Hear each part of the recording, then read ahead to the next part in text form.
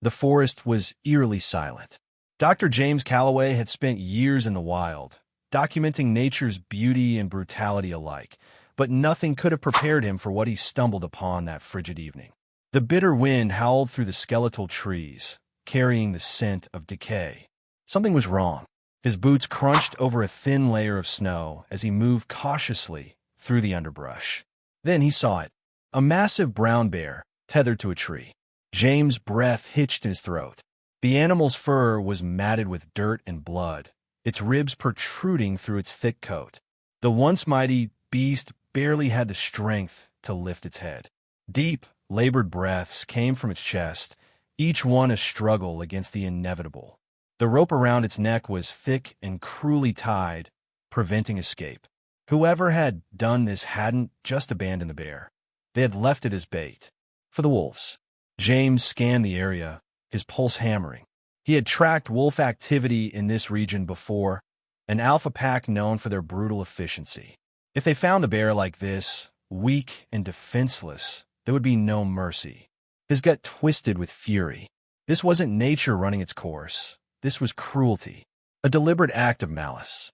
A low growl rumbled from the bear's throat as James took a cautious step forward. Its dark eyes flickered with exhaustion and pain, but somewhere beneath the suffering, there was something else. A fight still left in it, a refusal to give in. James exhaled sharply. He couldn't walk away. Ignoring the cold bite of the wind and the growing darkness creeping through the forest, he reached for the knife strapped to his belt. What he didn't know was that the moment he cut that rope, everything he thought he knew about survival, trust, and the wild was about to change forever.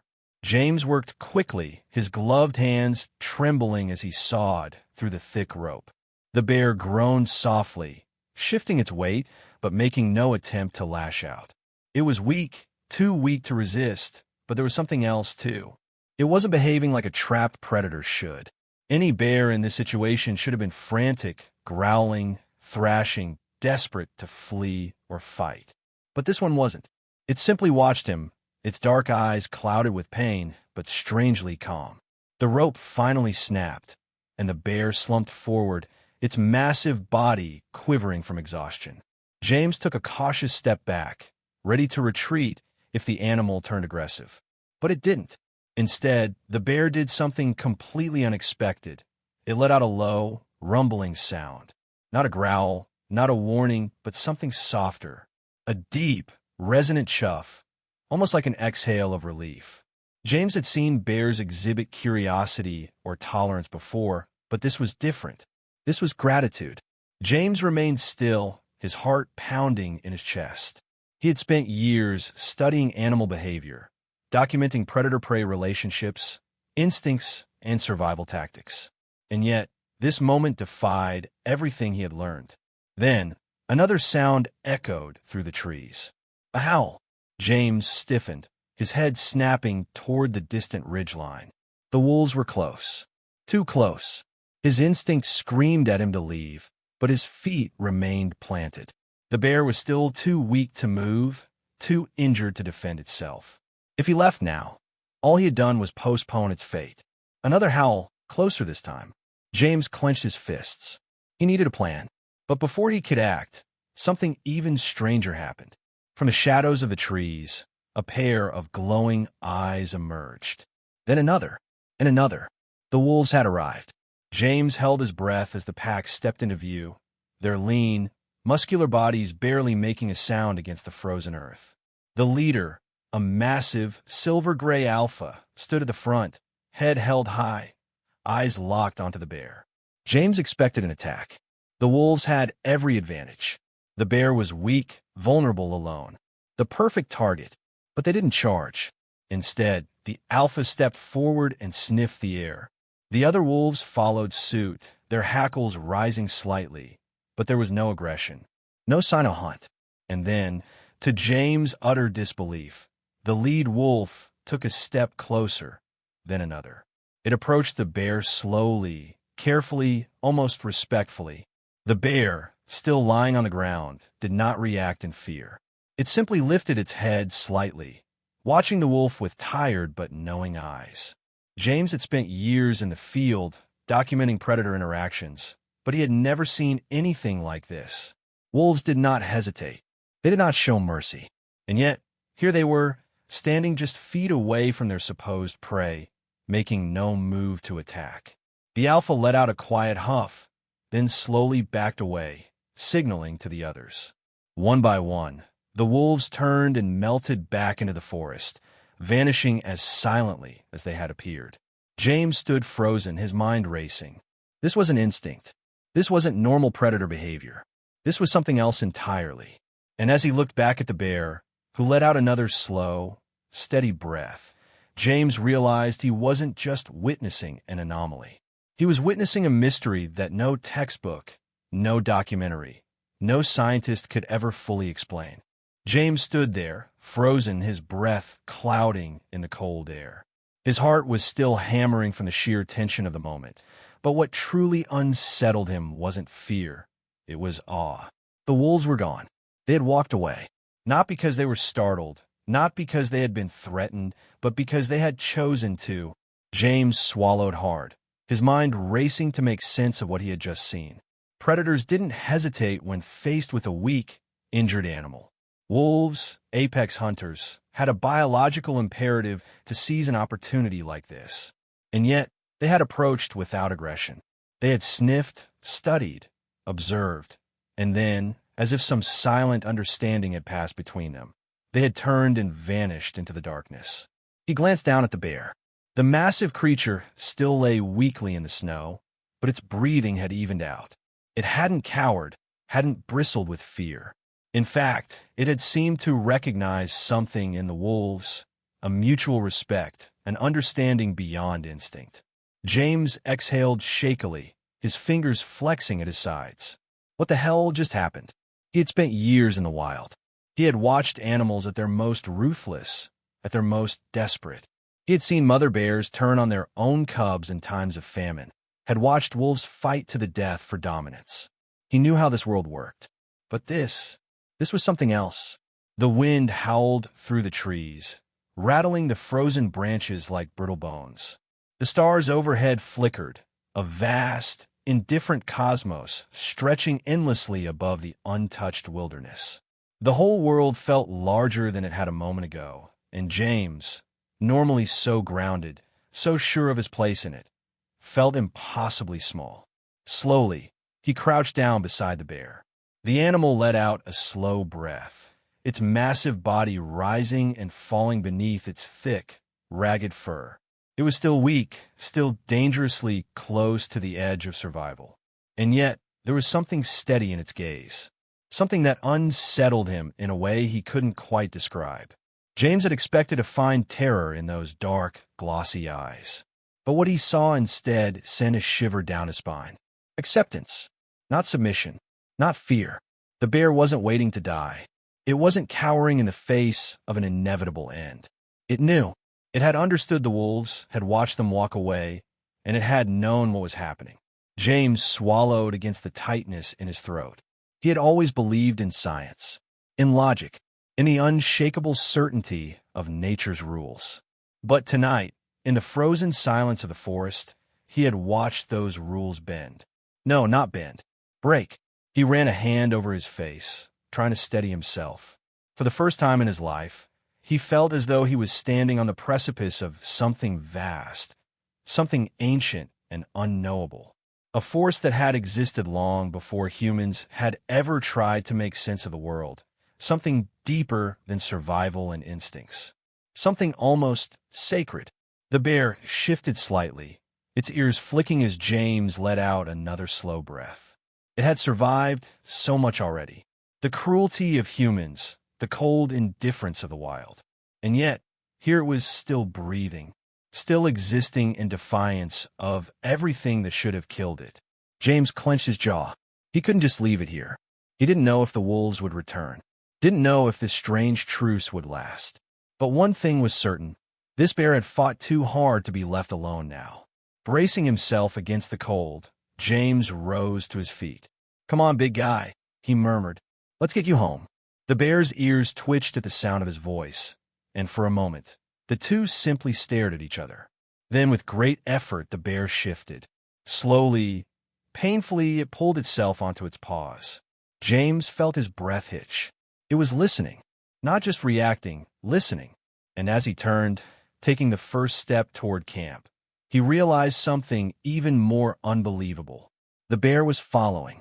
James moved carefully, every step slow and deliberate. The frozen ground crunched beneath his boots, the sharp winter air biting at his face, but he barely noticed. His mind was still spinning, trying to process the impossible. The bear was following him, not just stumbling in his general direction, not just dragging itself forward out of desperate instinct. It was choosing to follow. James stole another glance over his shoulder. The massive creature moved with painstaking effort, its body still weakened from starvation and injury.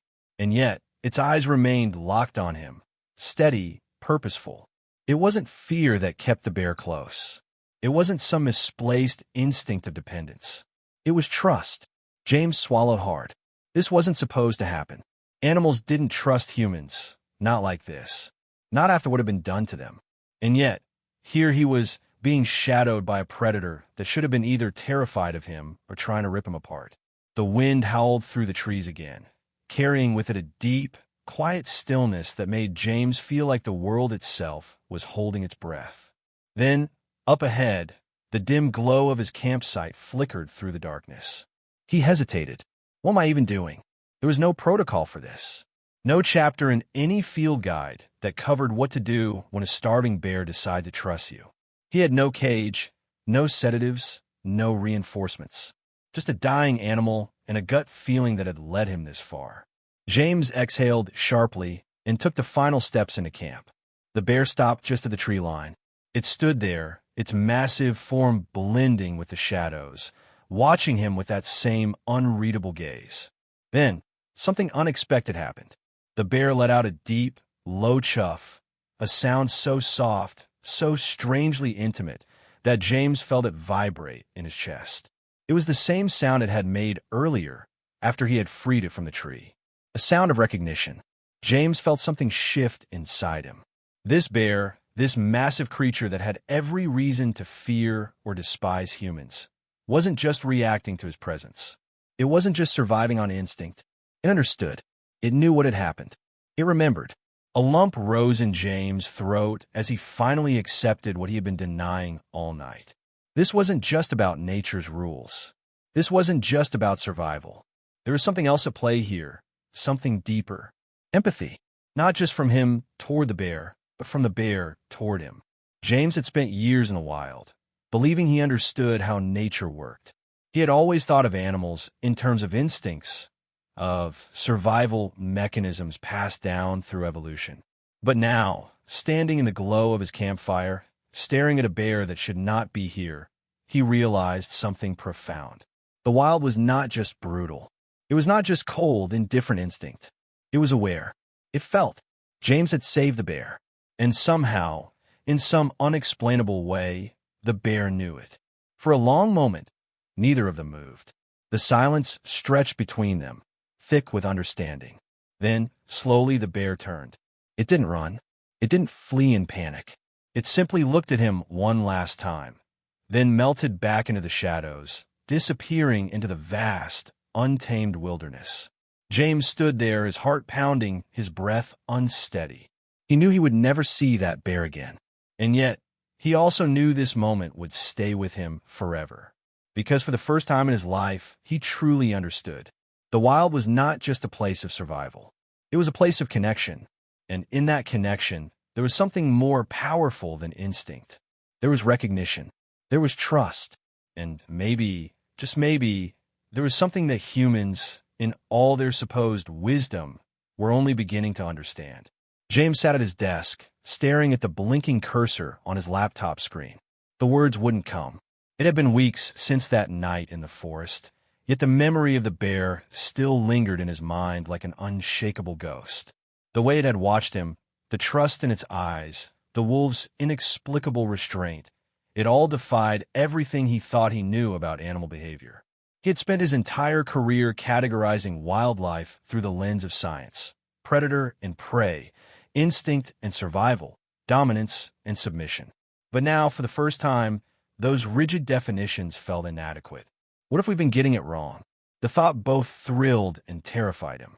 James had always prided himself on being an observer, a documenter of the natural world. He had seen remarkable things before: intelligent problem-solving in primates, acts of cooperation in unexpected species. But this was different. This was empathy. Not instinctual, not conditioned, true, conscious empathy. The implications were staggering. If predators like wolves could recognize suffering without exploiting it, if a bear could distinguish between a captor and a savior and choose trust over fear, then maybe the natural world was far more complex than anyone had ever imagined. And if that was true, what else had they misunderstood? James rubbed his temples, exhaling sharply. He had to do something. He began drafting a paper, compiling every observation from that night.